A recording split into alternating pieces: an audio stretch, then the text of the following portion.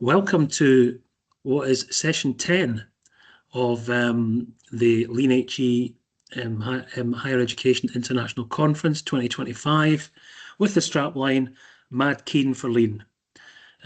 With the definition of mad in this case is to be very enthusiastic or excited. So there you go. So we are all enthusiastic and excited, Sarah. So this session, we've got two presentations, one from Sarah Lethbridge from Cardiff University and one from Steph Ayerts from Odyssey University College in Belgium. So really looking forward to both these sessions. In terms of Sarah, so Sarah is Pro-Dean for External Engagement at Cardiff Business School. And I think certainly from a personal perspective, when I first joined the Lean HE community, I think back in 2013, Sarah was already a legend at that time. So I don't know what the next step up is from legend, Sarah, but I think you're probably there by now. So Sarah she's the lead for Cardiff Business School's engagement activity, enabling the research and teaching to have a real world impact. Sarah's business area of expertise is lean thinking and service improvement, and she's worked in a variety of different settings to better understand all of the successful components of organisations and how to create cultures of continuous improvement. She particularly enjoys working with improvement teams to enhance their knowledge and encourage self-sufficiency. So, absolutely delighted to have you here, Sarah, and I'll pass over to you. Oh, thank you so much. And thanks for that lovely introduction, John. Yeah, mad keen for lean is a good description of me, I think, because I'm definitely enthusiastic and passionate about lean as a concept, a methodology, and I've dedicated largely my last 20 years of my career to it. So it's a great pleasure to talk to you today. And I did think, if once my slides load up, connect with me on LinkedIn if you haven't already. You've got the QR code there, or you can click the link. What I'm talking to you today about is I love this phrase, lean by stealth. And I was it was not my phrase. I was first introduced to it from a part-time MBA's master's dissertation. This is donkey's years ago now. But he sort of reached the conclusion when he was trying to sort of embed lean within a healthcare organisation that it worked better if you didn't come along with a load of flags and said, this is a lean initiative, this is a lean project. So it's always stuck with me. And to me, my work on the flexible learning project at Cardiff University was me doing another sneaky Lean University project, really. So a bit about my background. I did join the school in 2005 as a senior researcher in the Lean Enterprise Research Centre. Really lucky I didn't really understand the enormity of what I was joining, to be honest. So I was so lucky to work with people like John Baceno, Peter Hines, some of the key sort of leading lean experts, and they sort of took me under their wing and shared with me their approach. But of course, like everything, the best way to learn is doing. So working on shared service centre projects, I learned loads from 2 years with Nestle, delivering their global lean learning programme. And one of the most fundamental parts of my understanding about how difficult lean can be is when, 2005 to 2010 really was working on different Lean University initiatives at Cardiff, and just really fully appreciated how difficult internal change actually is. I've been very used to being a sort of external person, going in, doing some things and going away again. When you're part of an internal change team, it's a very different experience. So Lean University was one of the key sort of groundings into how I understood Lean, really. That enabled me, because I've been doing lots of external engagement work, executive education with industry. It enabled me to be the director of executive education in the business school, which I did for quite a while. I stopped doing that in 2022 when I became the Pro-Dean for external engagement. But within that period of time, I was also the director of our executive MBA. So I don't know, everybody who works with MBA students, they're rightly quite demanding. And we're an Amber accredited school now. The customer service and the thought that we need to go into how we construct their studies, how we look after them, is really huge. And what I was finding as the programme director of the Exec MBA is, as an institution at the time, we just weren't flexible enough. People would get married, and we'd have to ask for permission for them to go on their honeymoons because was it severe, avoidable, exceptional, to meet some of the extenuating circumstances criteria. So I had this passion, I suppose, what I'm trying to say is passion for lean, mad keen for lean, but also this experience of trying to lead executive education initiatives, trying to lead MBA initiatives in the school, and sort of coming up against some of our university processes, which weren't as sensitive to the student experience that we needed them to be.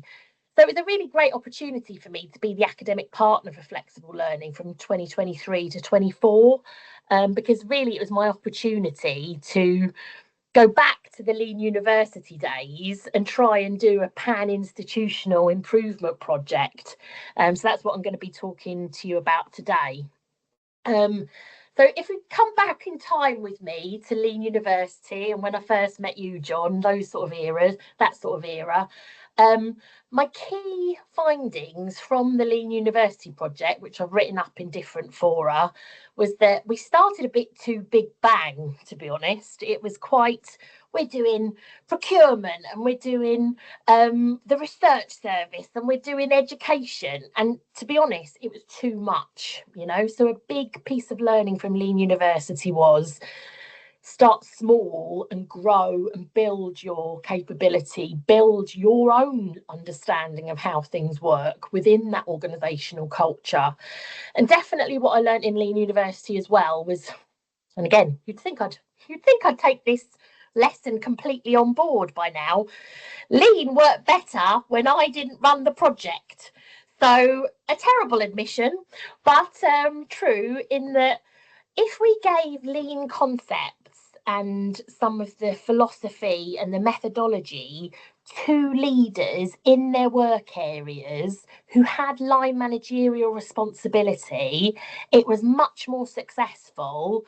The head of a school, say, or the school manager leading with lean through how they manage their people, ultimately got a lot more things done than me running a lean project and poking people every now and then and trying to use my "have you done it yet?" niceties to get stuff done. So that's really propelled me into a teaching approach in terms of embedding lean practice within the university context. Definitely from Lean University, I learned, sometimes that I didn't get the right people involved early doors, and they can be, if they don't understand it, if they feel threatened, that can sometimes shut things, very well-meaning activities down. And another key learning was that Lean is a learning methodology. It's how do we become a learning organisation? We've got to give people space to iterate, to fail, to try. And it's much better in smaller contexts than big bang change programmes that are potentially very risky and, very difficult to manage and ultimately may impact the customer. So that's what I learned from Lean University. Remember them because I'm going to come back to them at the end of this presentation. And, I just wanted to share, my fundamental core belief of what all of the different improvement methodologies have at their heart, which is, we all know maximising value within a compressed lead time. So speed, obviously not at the detriment of quality. Absolutely, how do we get that plan, do, check out learning happening at an individual, a team, an end-to-end process, a whole system perspective, and how do we get connection and communication happening between those levels? But the number one thing, which I say over and over in my lectures, you could be the leanest organisation in the land. If you're making something or delivering a service that isn't bringing customer delight that people don't want to pay for, you're not going to be in business for very long.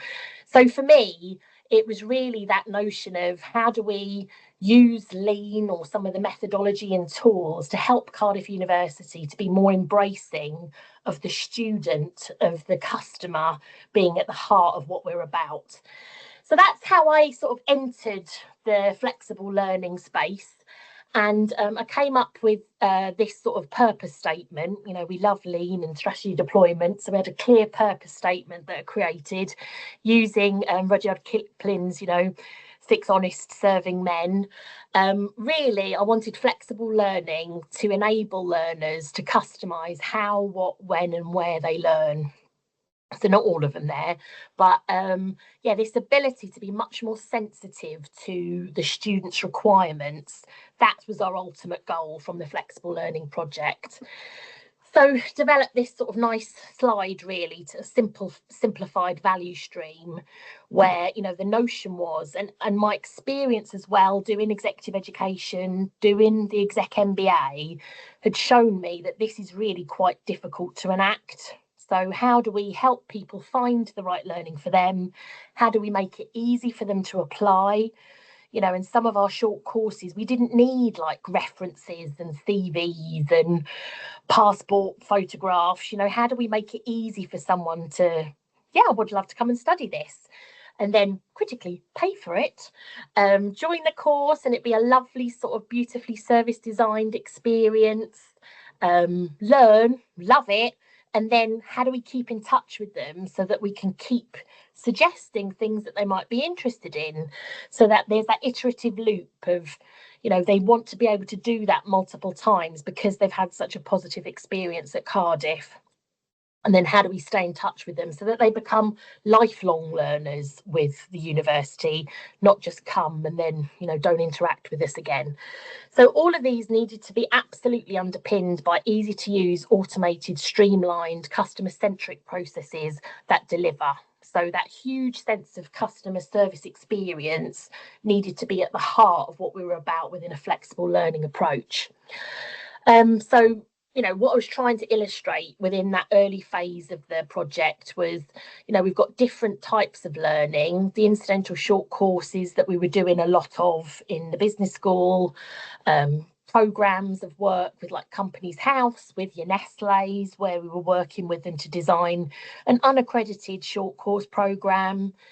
We've got other things going on in the university with people like FutureLearn, doing things like translation modules very successfully, PG certificates, diplomas. And I don't know about your universities, but, you know, we were very much a master's first university. And I'll never forget Amanda Coffey, who was heading up learning and teaching at the time. She said that the problem is that we often fail people down rather than pass people up. So there was that notion of, you know, everyone's signing on to do an undergraduate degree or a master's. How could we think differently about, okay, you haven't done quite enough, you haven't done your dissertation, here's a diploma. How could we think differently and build learning up so that people were passing upwards? So I really liked that sense, really. So what I was trying to sort of evoke within some of those early discussions in flexible learning was, how do we understand the different types of learning and value them all? But critically, how do we then connect that progression pathway? How do we, you know, identify that we've got a really interesting short course on, say, something like I do, like service design, just as an example. We've been able to sort of respond quickly because I've been interested in improvement science and how it evolves over time. So I've done the work and done some research and worked with some companies. So I've done like a 1-day service design course. But actually, how do we then take that learning and maybe say, well, actually, that needs to be part of our MBA? But the problem is that, you know, it's quite difficult to think of big, I suppose, established postgraduate programs to have that kind of flexibility. So what I was trying to position within the project was, you know, how do we think about them in a more cohesive, connected way? Because of course you've got different teams looking after different parts of that learning ladder. So it's not that I didn't want different teams looking after parts of that learning ladder. It's that I wanted us to appreciate the ladder and the progression pathway and not think of things in our silos of activity. So, or the CPD unit or executive education, just those short courses, and they're not accredited. Sometimes we talk to companies and they wanted it to be accredited. So how do we get better connectivity between these different learning offerings? So, of course, I didn't, when I did, mapping workshops, I didn't say, I'll just skip forward one, I'll go back to that in a second. I didn't say, oh, you're coming to a lean workshop. I just used some big picture brown paper mapping tools to start sketching out when people, we have got flexible programs already happening in the university. What are the common problems and issues, and what would you love to see if you had more ability to have the process designed around the flexible learner, not that we're trying to make it flexible, fitting in with a traditional undergraduate, coming in September, leaving May, June. How do we get our processes so that they're better able to marry and flex to those different requirements? And of course, a new sort of thing, area of learning, as I said, for me, is service design. So I think, service design is a great addition to our lean toolbox. Of course, it's built from everything that we know about quality, everything that we know about lean, agile, they're all connected. But I really like the idea of personas and creating, that voice and that depiction of different customer groups to really appeal to people, to say, this is why we want to do it. Michelle here, she did the legal aspects of medical practice course with the School of Law and Politics. And, what I was finding when I was going to do these customer student interviews and develop these personas was that people loved the pandemic because it offered them the flexibility that fitted in their studies around their lives, around their work, but that she was sort of being frustrated by saying, yeah, and now it's, now we're back to normal, it's business as usual. So some of that flexibility has been sort of shut down, which is a real shame. Little things like she said, hybrid. Everyone I talked to who'd been doing a flexible course loved hybrid, and they really wanted more of it, particularly people with disabilities. So what I was doing was, again, lean principle number one, who are your customers? What do they value? Let's try and depict what our customers are valuing and use that as fuel to say, well, this is why we've got to challenge the current status quo in how we manage our student learning pathways. So, something that I created that I was sort of proud of within the flexible learning project it's so simple, really, but you can read my blog here, PowerPoint Sneaky Lean, if you're interested in finding out a bit more. And it's not groundbreaking by any stretch of the imagination, but I really, learning from Lean University back in the day, I really wanted to put communication and engagement up front and centre within this project. And what I did from the duration of my work on it was I started building a flexible learning community that I talked to every week, except if I was on leave, to say, this is what I've done this week, and this is what I've found, and these are important government policy developments that are happening. And I'd share that in a weekly PowerPoint presentation. And, I PDF it, and hopefully it was quite brief and short. Not everyone opened it, of course they didn't. But for me, it was like an A3. It was like a plan, do, check, act in a little document that I was freely and openly sharing with a growing community of people. And I think it was, well, I'm hugely biased, but I think it was a really powerful change enabler in terms of being really open about what we were about, what we were trying to achieve, and hopefully bringing people on a journey that they felt like they were being communicated to, and it wasn't such a massive surprise, things that were happening. So it's just, I tried to keep the same sort of standardized format, cover page, what was happening in a nutshell, the meetings that I'd had and what I'd learned from those meetings, the meetings that I had coming up, And then, you know, if there was an additional information like stuff about the lifelong learning entitlement that I'd learned, I'd add that as well. But for me, it became not only just a method of communication with people, it actually helped me to do the Plan, Do, Check, Act improvement processing that was required of a change agent trying to tackle a cross-institutional project. So in terms of achievements and my time and working with the project, we did get automated modular fee billing happening, which was operational for MSc in clinical optometry. And it's worthwhile saying that the optometry school was really advanced in terms of flexible credit accumulation. I wish the business school had this luxury, really, because when you're a profession, you know, optometry, dentistry, you've all got to do CPD to keep your license to practice. So optometrists had a ready audience in that they needed people to constantly provide optometry little short courses to ensure that they could keep their Royal College of Ophthalmology, you know, membership. So they'd really done some amazing work at building an MSc of little nuggets of learning where people had a lot of control over how they could continually engage in CPD and then it build up to an accredited, you know, really highly valued masters. So what we did was we enabled our SIM system to be able to pull off these people when they've registered for a module and draw down fees or ask for fees per module, which that doesn't sound very much, but it was quite revolutionary at the time because everything is organised by programme on our student information management system anyway. So we work with some amazing IT developers that we have in the university who really made that happen. They also made the ability to generate a flexible learning report in SIMS so that people had better visibility of where they're flexible learners, because the problem is they can hide when they're popping in and popping out of the university. They're not part of a sort of juggernaut moving through that everyone's looking after. So the flexible learning report helped these teams, like in optometry, to have better visibility of where all their students were. And what we found as well was that you know, really it was helpful for other people as well. Other people liked the flexible learning report, even if their programme wasn't flexible, because it was providing information in a really useful way. We commissioned external consultancy with JISC, who did a great piece of work with us, helping us to sort of pull together some of the justification for business cases that followed.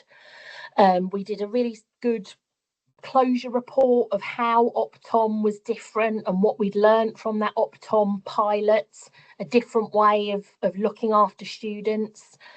I created a white paper model for flexible learning to sort of say what we could be as a university if we were brave enough to go for it. Flexible learning handbooks, operational guide, you name it. We've sort of built a sort of platform for how to do flexibility within the university.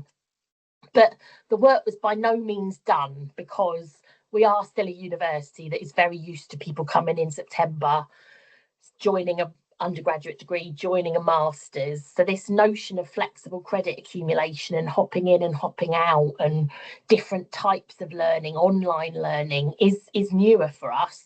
So there was lots of things that we needed to get done. But I think, I don't know, it wasn't just me, of course it wasn't, but you know, what was really pleasing to see, because at the same time that this was all happening, this project was happening, our Vice-Chancellor, Professor Wendy Lana, was organising a series of big conversations where she was getting any experts to talk about the fact that the population's really ageing, that we are not going to have the young people coming to university that we are used to of the past, and that actually there was new audiences of more mature learners eager to learn. We've got things like the disruption of AI and how people will need to retrain, you know, so the flexible learning project happened at the same time as this wider big conversation around, well, what sort of university do we want to be? These are all the challenges that we're facing as an institution, not just in Cardiff, but as a sector. So I was really pleased to see that, you know, we've got a commitment to flexible lifelong learning within our, you know, it's the number one strategic objective of our new Cardiff University strategy. So all good. And I'm thinking to myself, yeah, I'm doing Lean University better this time. I'm older, I'm wiser, I'm putting much more effort and energy into communication and engagement and not rushing in and trying to do too much too soon.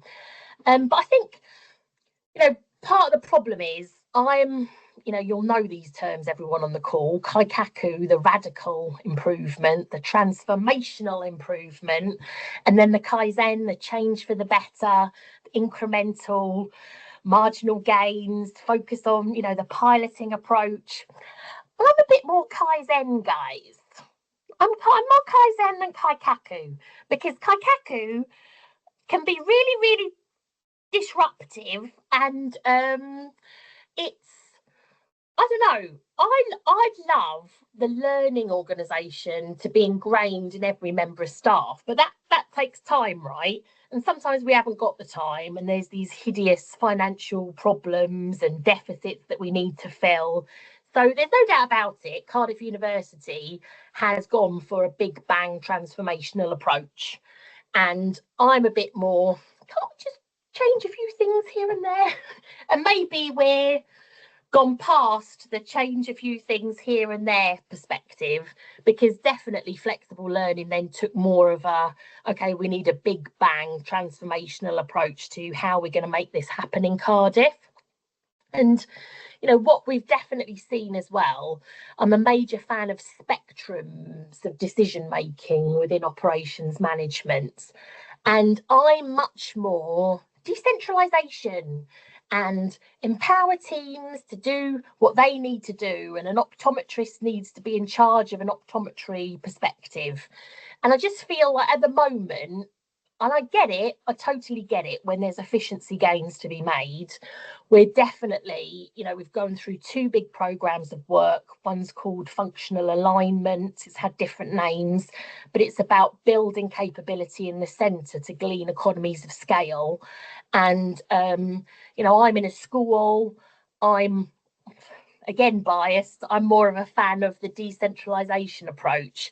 So I think what happened within flexible learning and my time on the project was a bit of a difference in how I wanted the flexible learning project to sort of evolve and to be embedded versus what the university wanted, which was very much, no, we're going to go for this and we need to build a big sort of capability in this space, which is fair enough. But again, just different perspectives on what we thought were the right ways to go about making this happen.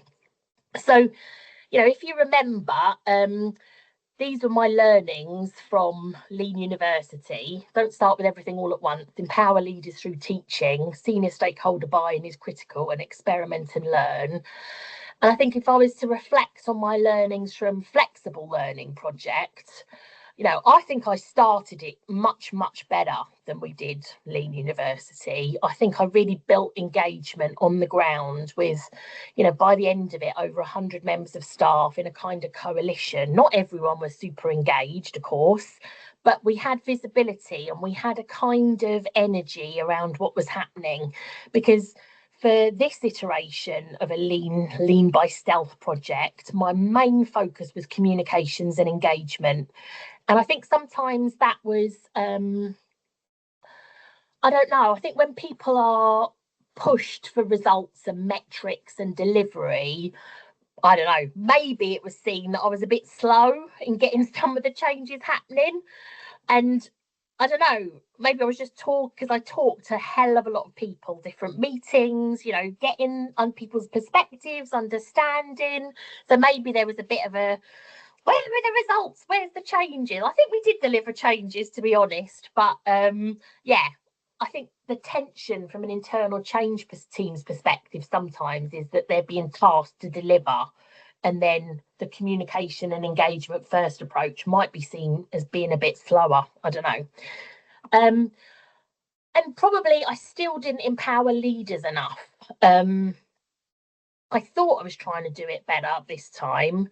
But, I don't know if you're aware of the work of Gian Pietro Pietrugelli in INSEAD, who is an academic leadership expert that I really rate.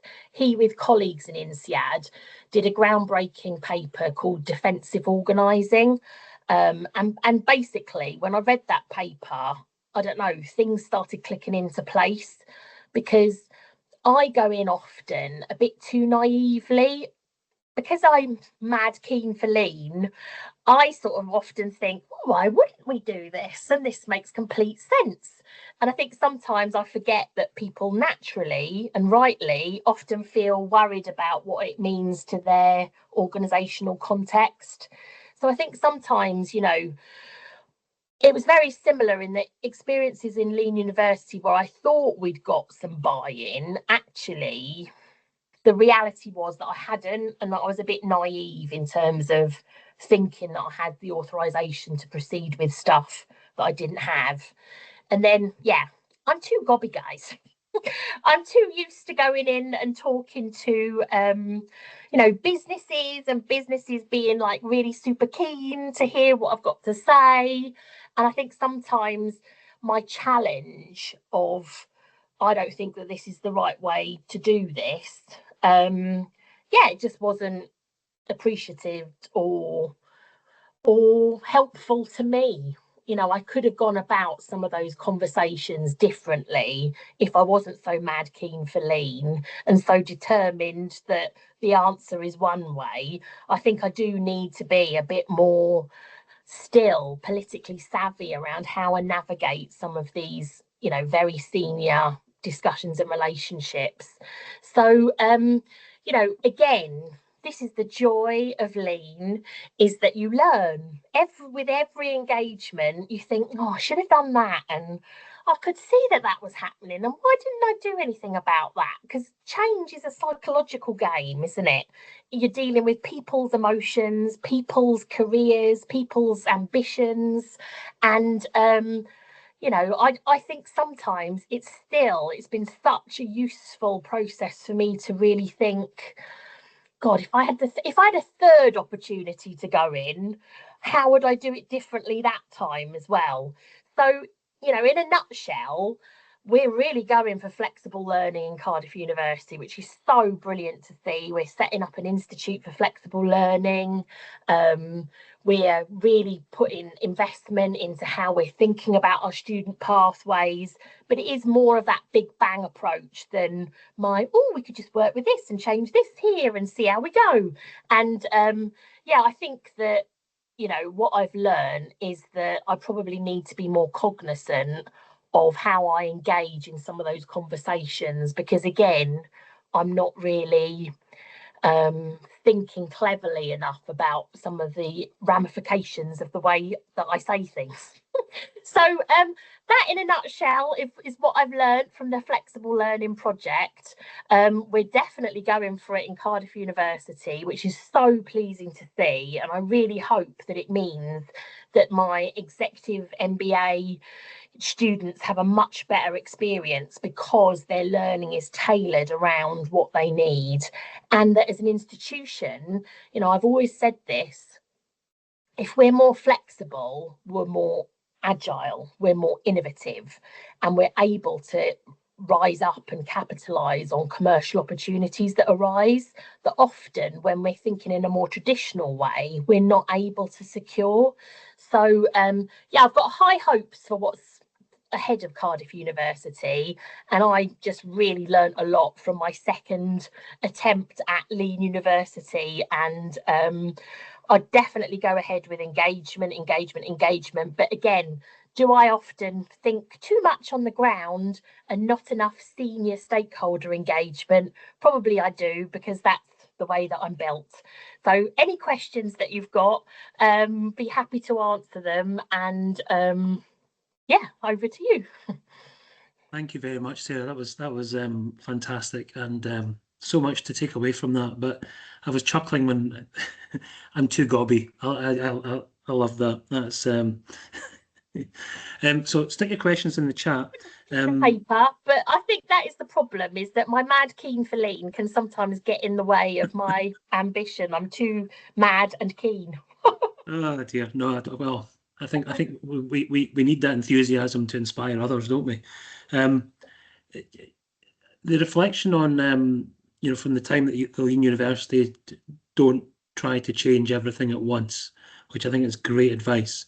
So taking that a step further, I've heard this so many times from people perhaps in my own organisation or in different universities I've worked with, where there is so much they potentially could do that they're almost paralysed from doing anything because they don't know where to start. Yeah. So, in your experience, what if somebody was having that conversation with you, what would you advise them? I think piloting is absolutely key, and picking one area and starting small is really, really essential.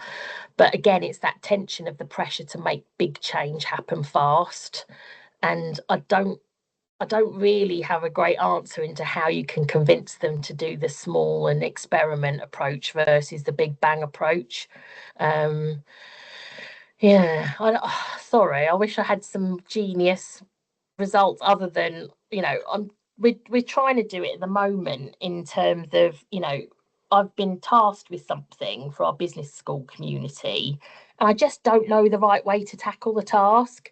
So I'm thinking to myself, right, practice what you preach, Sarah Lethbridge. You keep talking about experiments, do some little experiments, and of course this is really leaning into behavioural science as well, something that I love. Let's do some experiments and see which one produces the best outcome, and then we'll go with that outcome. So that is all the advice I can give, really. But I think the really enlightened major transformational approaches, they're very cognizant of the experimental approach first as well. So I think you can have a big vision and still narrate and create the narrative for that vision around, well, we're trialing it here, and then if that works, we can spread it across the piece. And I don't think we tend to do that very much, and I don't really understand why we don't, to be honest. So I think you can paint the big picture but still tell the small scale up story. No, absolutely, I agree. And a comment in related to that from Gretel: small is beautiful. And again, the vision of senior staff tends to force big bang, which do not always bring staff along. So I think that's in line with what we were discussing. And I think also linked to that, I was really taken by your graphic of the flexible student journey in relation to the graphic. First of all, just looked so smooth, just perfect. And then you showed all the post-its, which shows the complexity and probably an element of madness, a different way of using mad, of why do we do things in that way. But I was reflecting when I saw it that simplicity is possibly, and I might be wrong, what people in senior management perceive the pro. Oh, it's very straightforward. It's not and they don't see this reality of there's people running about like headless chickens trying to get stuff. So I guess there's that then leads us on to things like Gemba and all that kind of stuff that you need to get out and learn about your organisation and how it works as a senior leader. I'm a big fan of systems thinking, and one of the key things that John Seddon would always insist upon, particularly when he was an associate professor in the Lean Enterprise Research Centre, was that the top people need to actually put on the headsets and need to sit in the desks and see the reality of what's happening on the ground, because then you can, it's the undercover boss back to the shop floor type principle.